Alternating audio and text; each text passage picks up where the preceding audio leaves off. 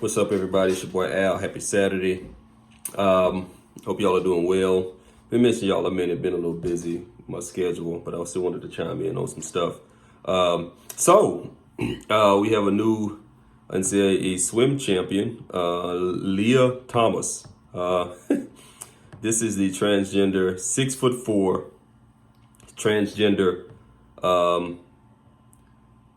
athlete who 6'4" as a biological male, was 467th place ranked as a man, but as a woman, they are now the NCAA champion, beating out an a U.S. Olympian for the U.S.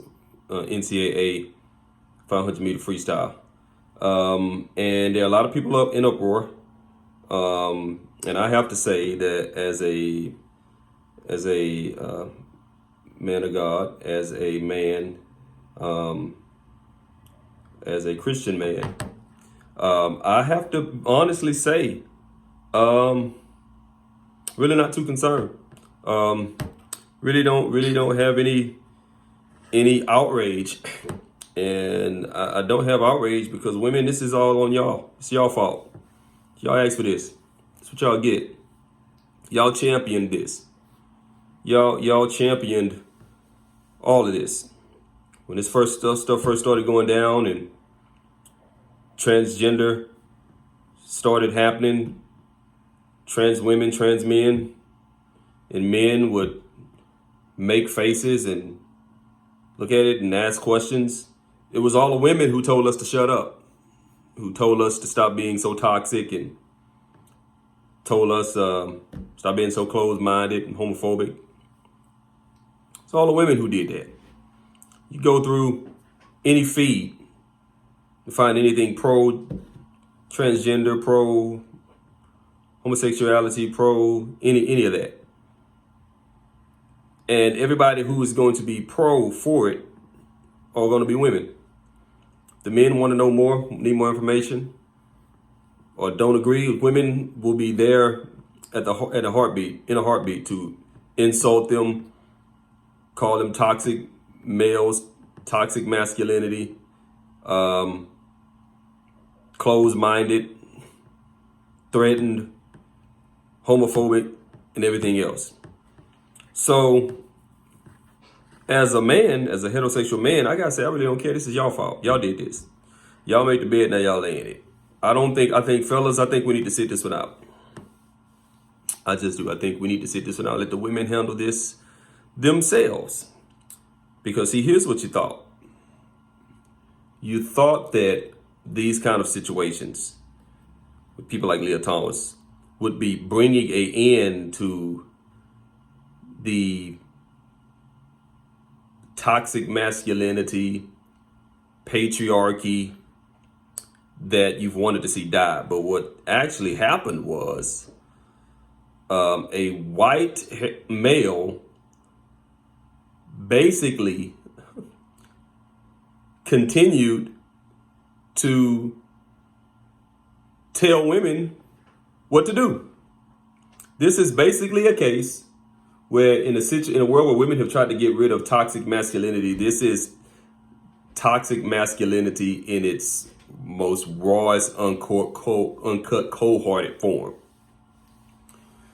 Because in a world where women have made moves because they're tired of being dominated by men, you end up being dominated by one anyway.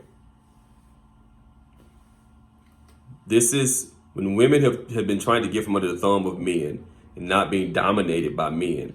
You end up in a situation where a man shows up in your field, tells you he's just like you, and dominates you. He shows up in your field, tells you what a woman is, what a woman isn't.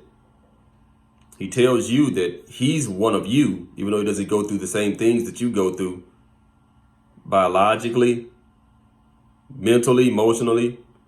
A white male showed up in your house, women, and told you he's one of you, not for the purpose of uplifting you, but for the purpose of dominating you. because he couldn't dominate men. He was 467th among the men, and he's first among the women. He showed up in your house to dominate you. And I gotta say, I really don't care, because you did it. Y'all did this. Y'all did it to yourselves. You feminist. Women can do what a man can do. Women are just as equal as men. Don't change that story now. Keep it the same. Keep it the same. Keep that consistency. Keep that consistency. If you believe that women and men are equal, there's no difference between men and women, keep that consistency right now. Don't change it. Because this is what your case was and has been all along. There's nothing that a man can do that a woman can't do. So keep that consistency. As you allow men to continue to tell you what to do, what you are and what you are not. Because that's what this is. You can try to dress it up any way you want to, but this is still male domination over women in another form. Now, I'm not talking about the race, but I'm talking about the fact that he was able to come into your sanctuary as a woman, tell you that he's one of you. He's a man. How dare he be able to do that? Women should have mounted up like, wait, well, you don't tell us. But no, women were so, yeah, come on over. That if you're one of us, that means you won't be a toxic male. Well, no, that's still him being a toxic male.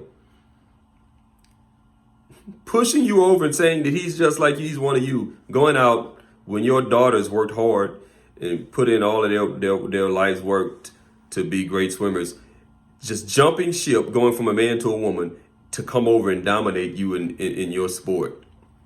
If that's not male domination, if that's not male chauvinism, if that's not patriarchy, if that's not toxic masculinity, I don't know what is.